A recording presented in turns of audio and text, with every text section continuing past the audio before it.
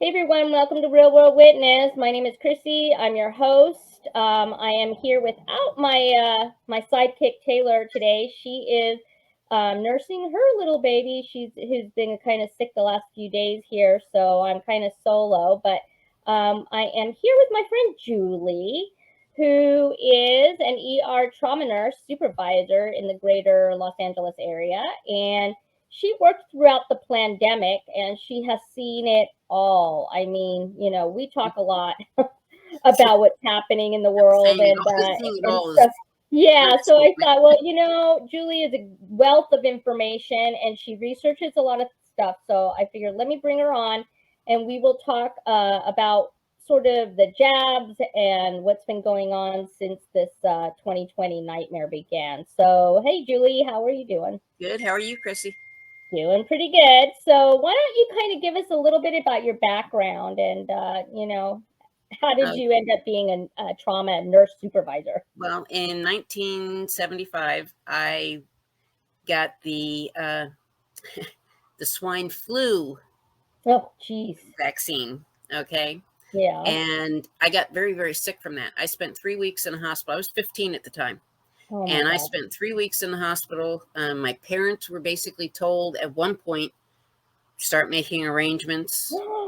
Yeah, because Oh I, my I was God. literally that sick. That's horrible. Thankfully, I recovered. Yeah. And I don't remember like the first two, really like the first probably 2.5 weeks of being hospitalized. Mhm. I can't even recall it now. I can Yeah. probably recall like the last maybe 4 or 5 days being in the Hmm. hospital and whatnot.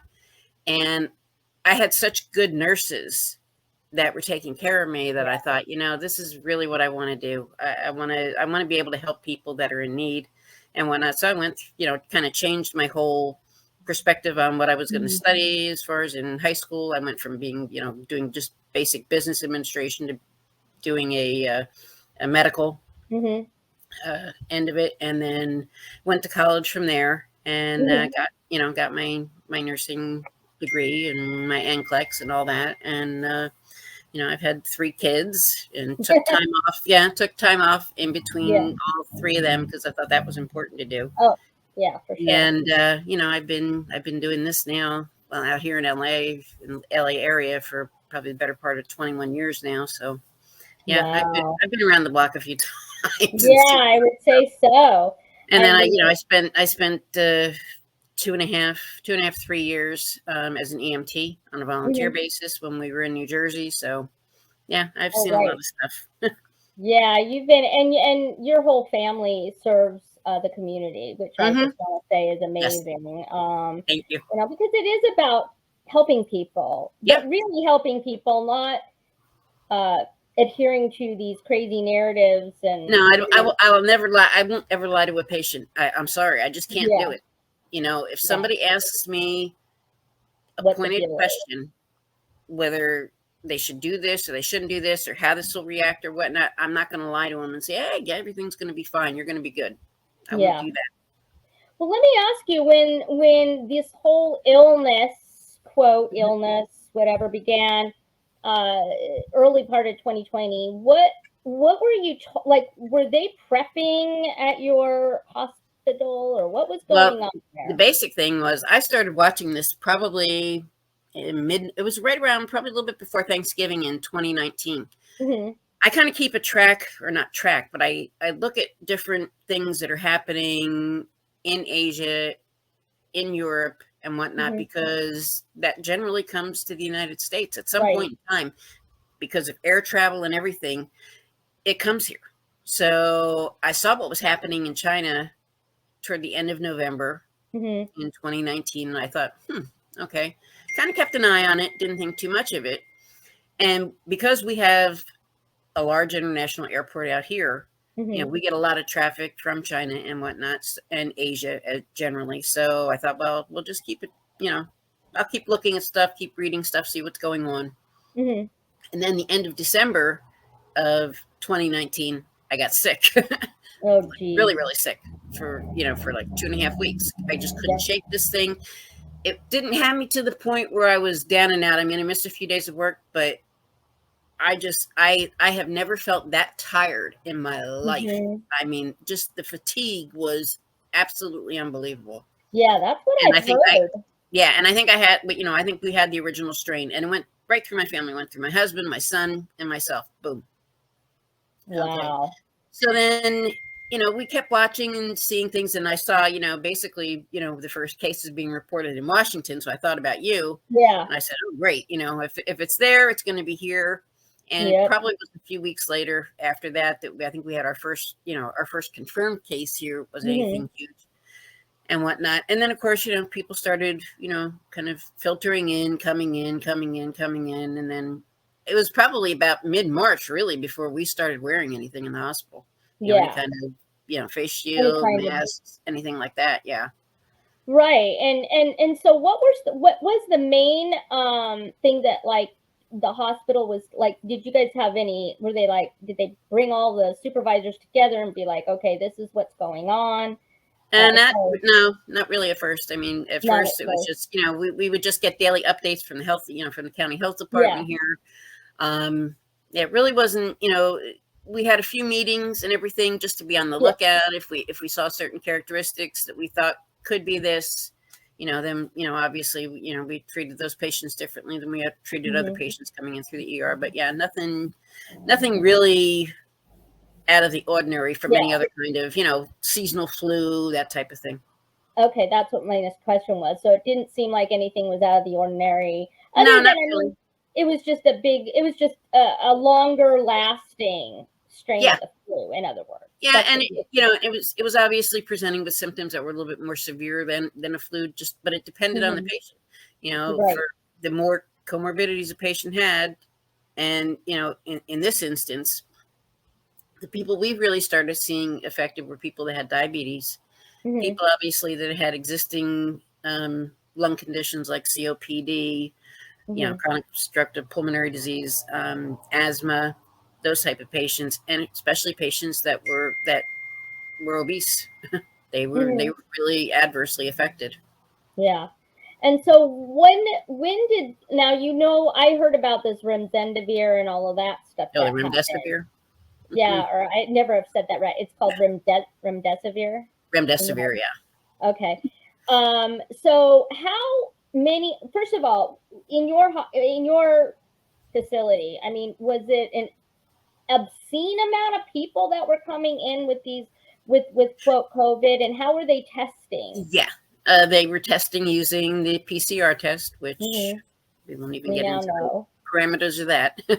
um, Hmm.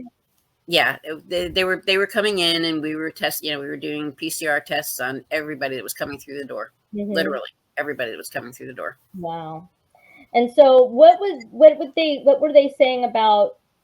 At this point, they're still using the PCR test, Correct, or and they shouldn't be, but they are. and they are. And so, what's the outlook on that? I mean, is this just going to continue? They're just continuing Probably. testing and doing whatever. Yeah, right now we're running with we keep getting all of these updates from the county health department, um, Hmm. Yeah.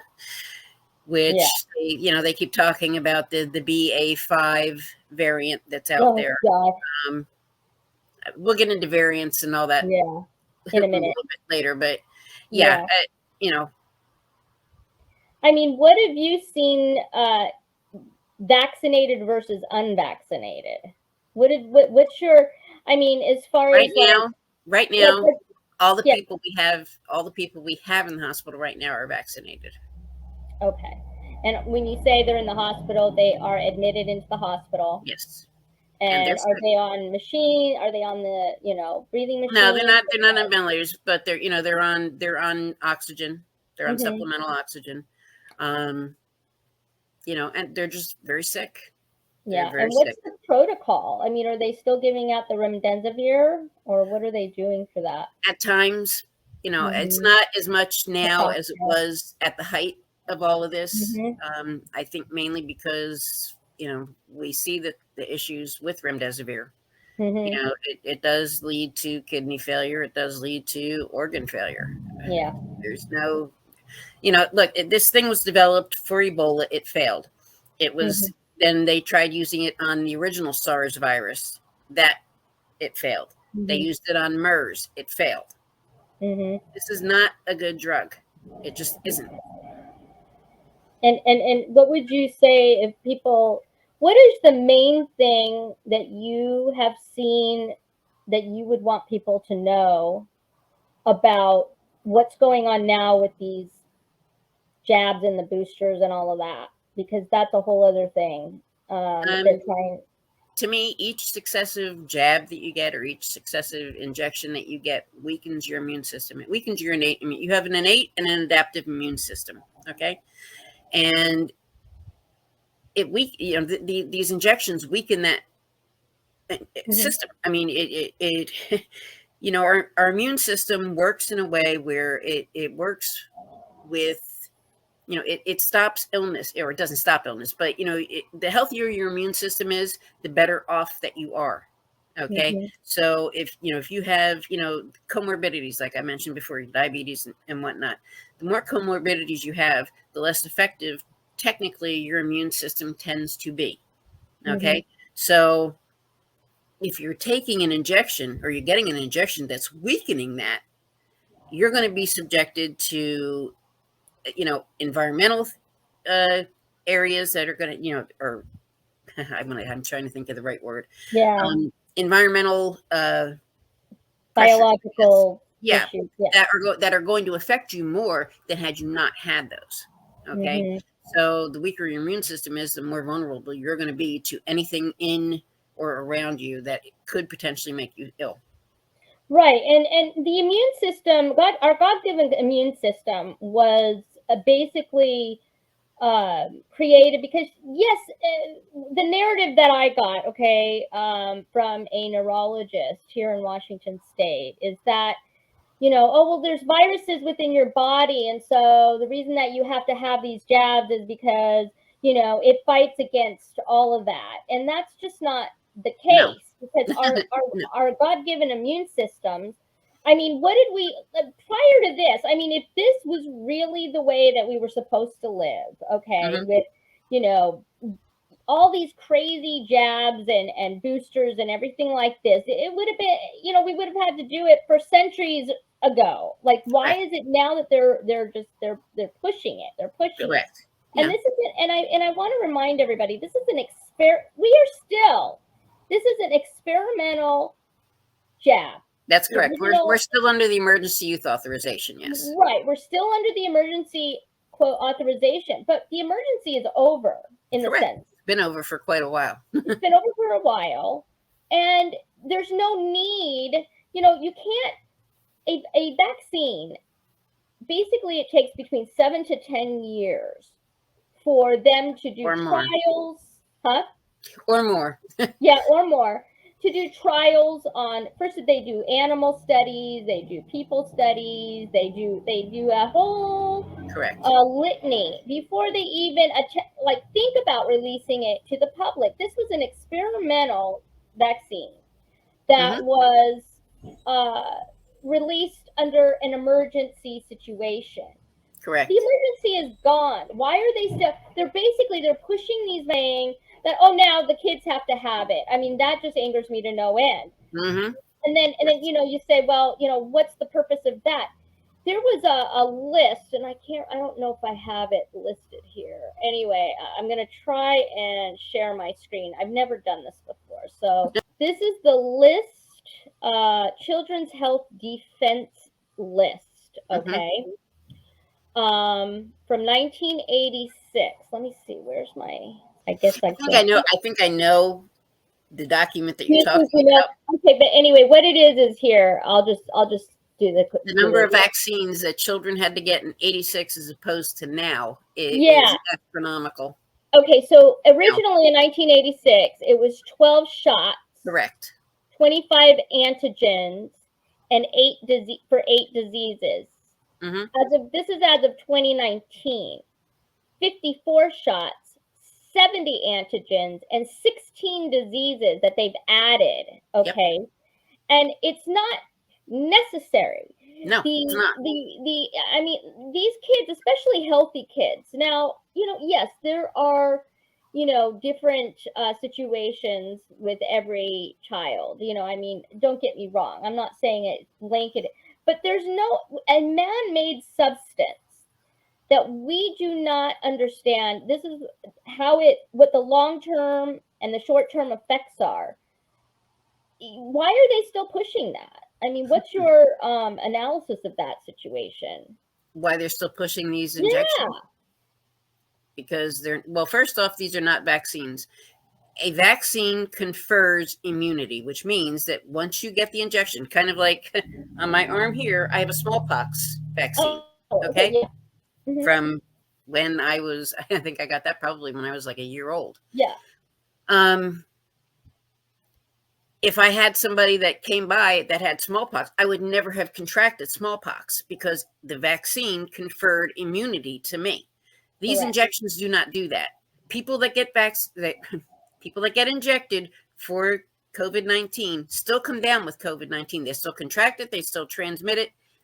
So then what is the purpose? Well, right. I think we can look at, there are a number of things.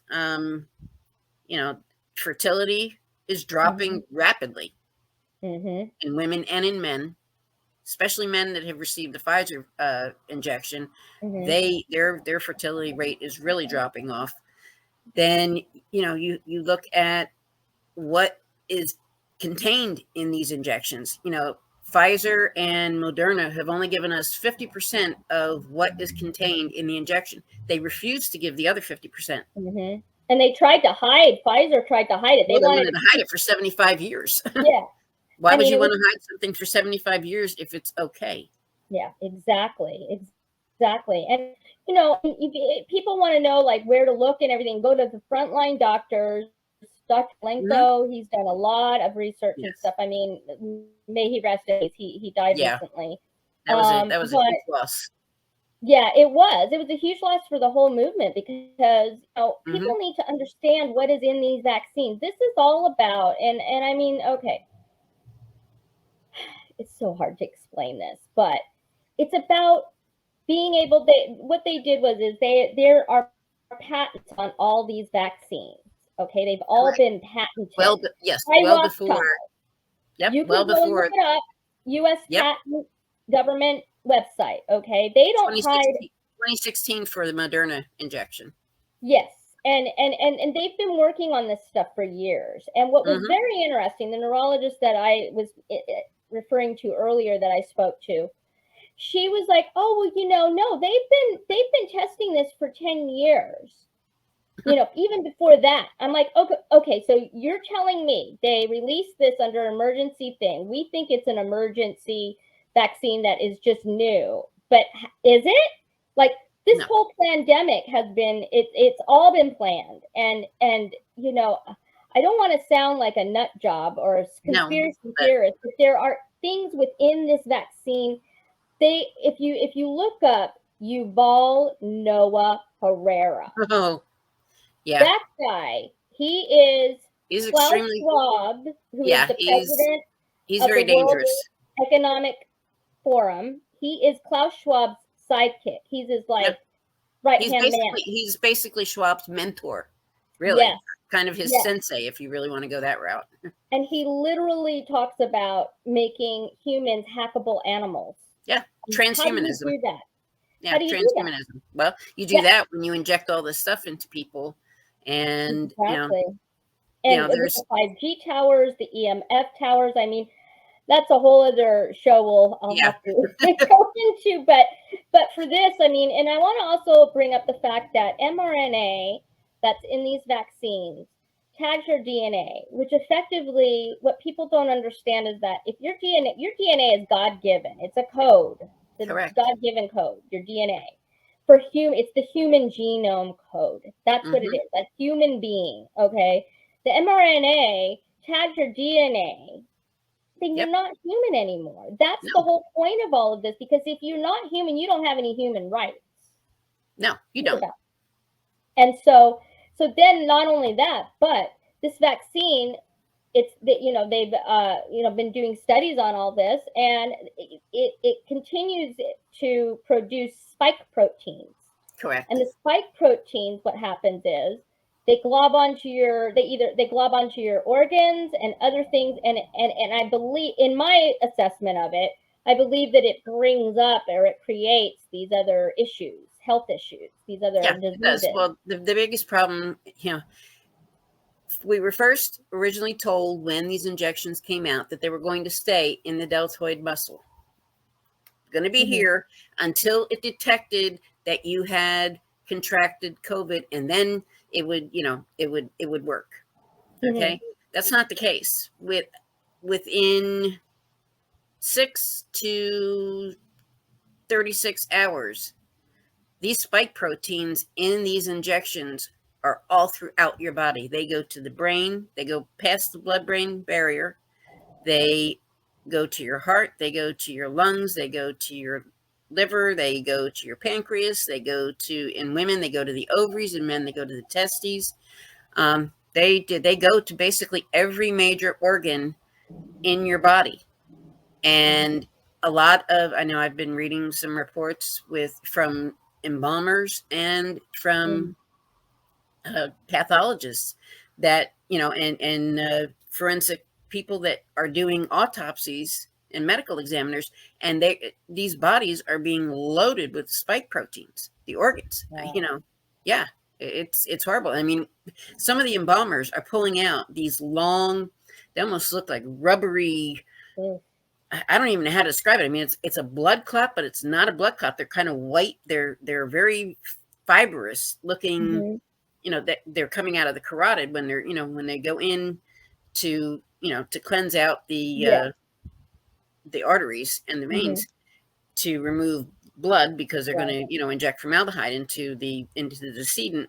They're pulling these things out, and some of this stuff is coming out under pressure. And I mean, they're probably the length of my palm to maybe to mid forearm. Wow. And, oh my God. And I'm looking at this and I'm going, this is coming out of people. People are walking around with this. I've never in my life seen anything like that. Never.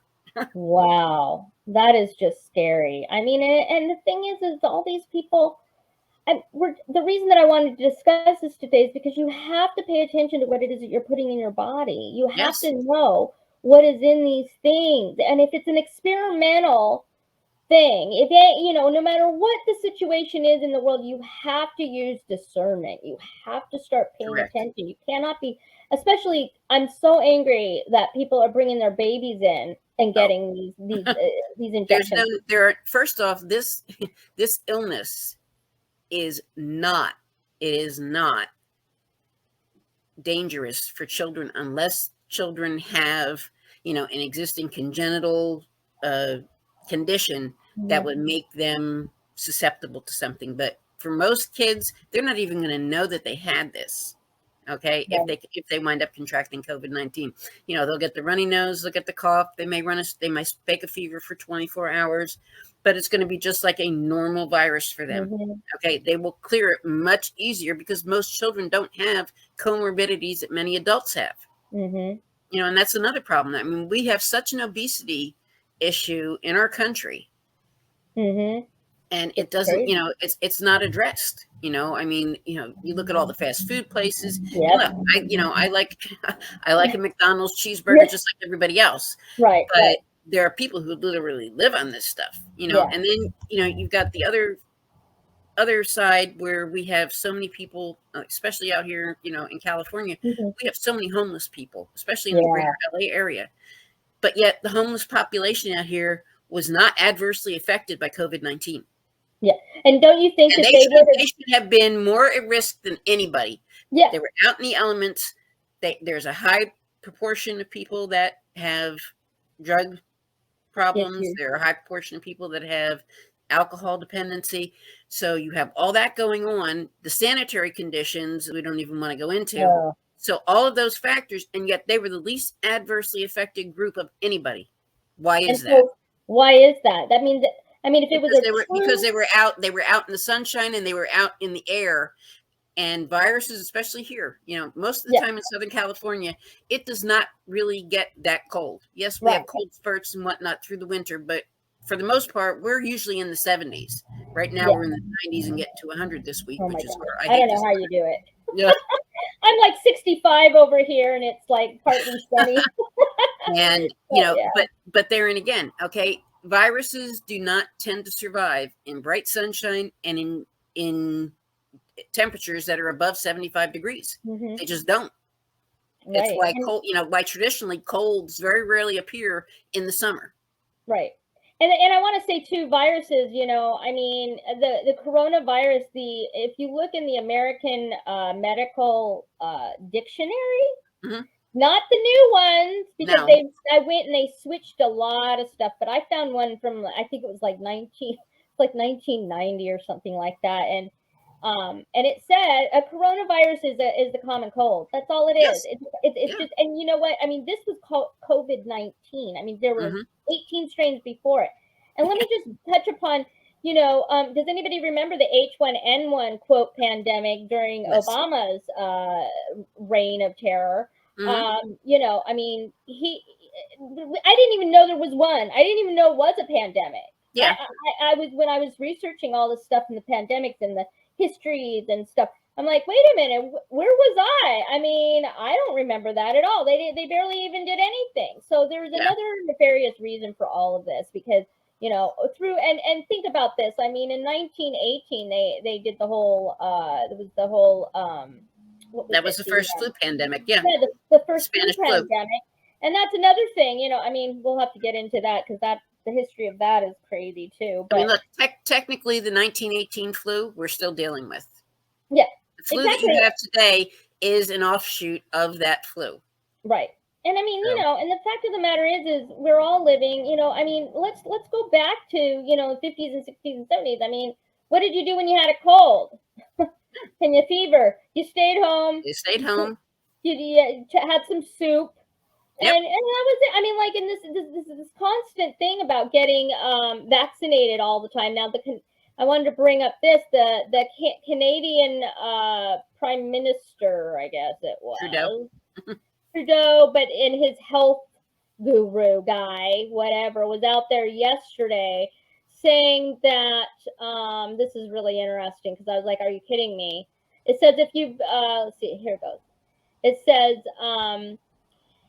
this was from, I'm just trying to get the guy's name because I'm just like, the health minister, Jean-Yves Duclos, told reporters that we will never be fully vaccinated against COVID-19.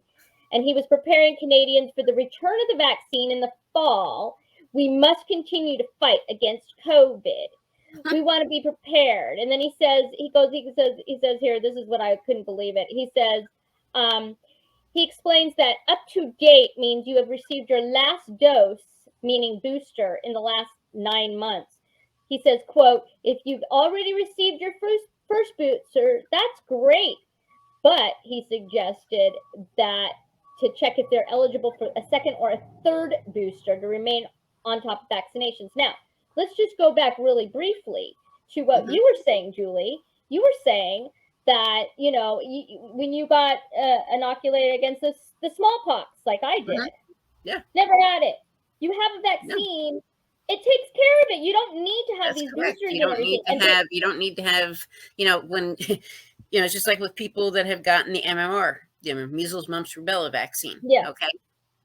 They don't contract measles, mumps, or rubella, which is German measles. Okay. Mm-hmm.